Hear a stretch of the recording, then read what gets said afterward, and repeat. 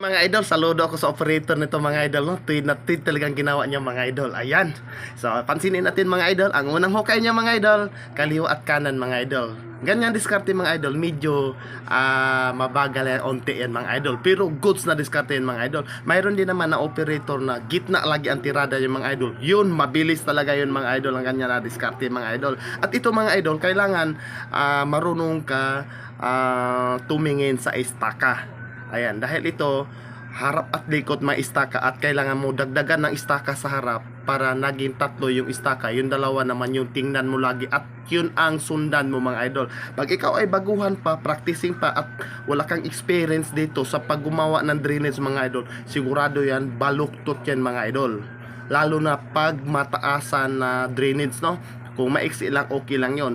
Pangalawa mga idol, yung may edad na mga idol, hirap din gumawa nito mga idol. Bakit? Kasi mahirap sila gumawa nito dahil sa mata nila mga idol. Malabo na nila at di na nila masyado makita yung istaka pag sa malayuan na mga idol. Kaya baluktot ang labas niyan mga idol.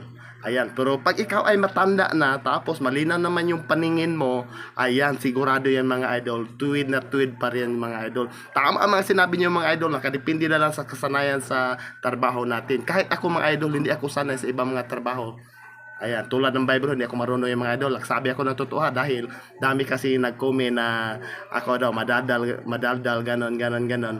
Pero totoo yung mga idol, lahat ng trabaho hindi ko naman din kaya. Nakadepende na lang sa nakasanayan mga idol. Pero ito, sa na-experience ko lang mga idol, ang daming bagsak dito ko sa sloping at saka ito dami talaga mga bagsak dito na operator pag ito ang naging trade test yun mga idol, no? Yung last naman yung yung leveling. Yung leveling walang problema yun kahit di naman masyado leveling, okay lang yun dahil kadalasan mayroon namang grader o bulldozer. So yun lang mga idol, maraming salamat. Happy New Year sa inyo lahat. Sana matupad lahat ng mga pangarap na natin ngayon na taon, no? So Happy New Year sa 2026 mga idol.